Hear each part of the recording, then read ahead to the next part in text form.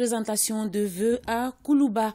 En présentant leurs vœux de nouvel an au chef de l'État, les présidents du Conseil national de transition, de la Cour suprême et de la Cour constitutionnelle n'ont pas manqué de rappeler les difficultés qu'a connues le Mali en 2022.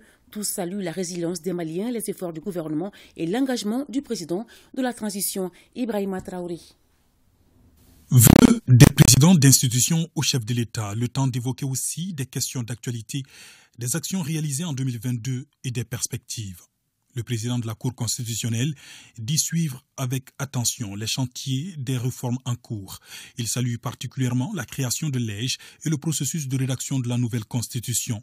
Amadou Ousmane Touré souhaite que les principes édictés par le président de la transition soient pris en compte dans la nouvelle loi fondamentale et formule une recommandation relative à la gestion des élections au Mali. Le respect de la souveraineté du Mali, le respect du choix de nos partenaires, la prise en compte des intérêts du peuple malien dans toutes les décisions.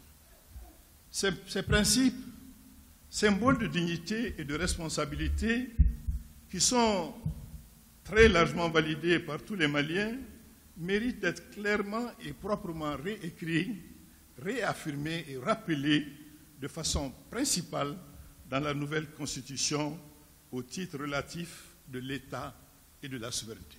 Pour la réussite de nos missions électorales qui restent encore très importantes dans la nouvelle législation, il nous faudra obtenir de l'État les moyens complémentaires. La Cour constitutionnelle doit disposer sous sa seule responsabilité d'un outil informatique robuste et performant conçu pour répondre à ces besoins spécifiques d'une juridiction électorale.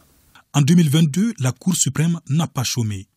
Malgré l'insécurité, les cours et tribunaux continuent à s'acquitter de leurs charges, selon le président de l'institution, Fatouma Terra.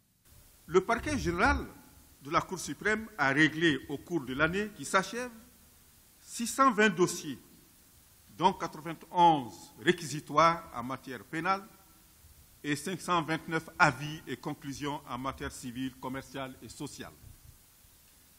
La section judiciaire a rendu du 1er janvier à ce jour 466 arrêts.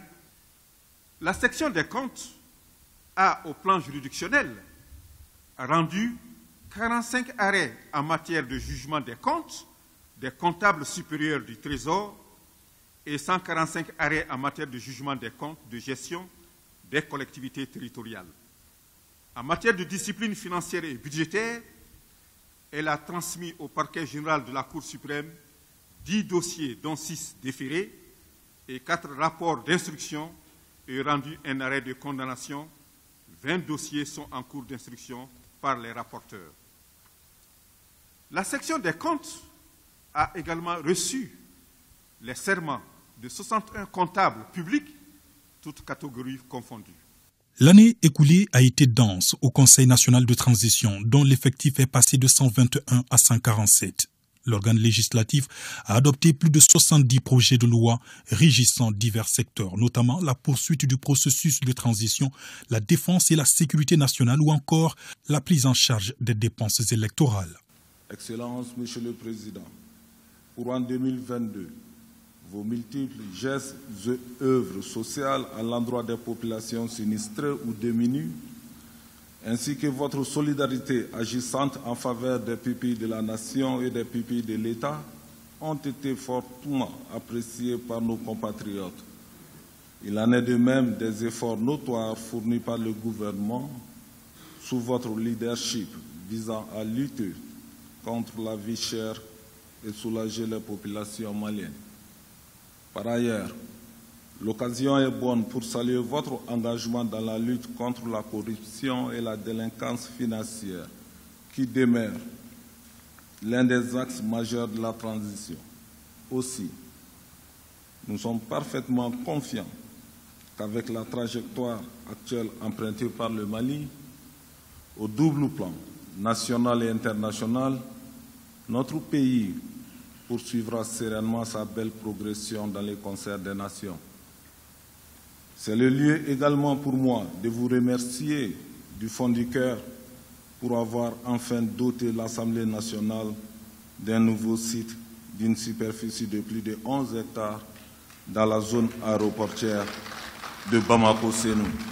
Colonel Malik Diaw n'a pas manqué d'aborder le dossier des 49 militaires ivoiriens graciés par le chef de l'État, mais avec une dose d'humour. Ce qui aurait dû être simplement traité comme un différend bilatéral a été vite instrumentalisé par des personnalités et organisations mal intentionnées pour jeter notre pays en pâture.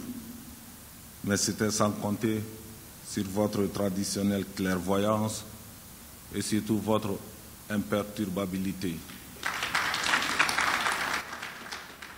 Cela prouve à suffisance que votre Nyamakoudji, malgré son fort dosage et sa date de péremption fixée au 31 décembre 2022, a été bien consommé, Monsieur le Président, et en douce.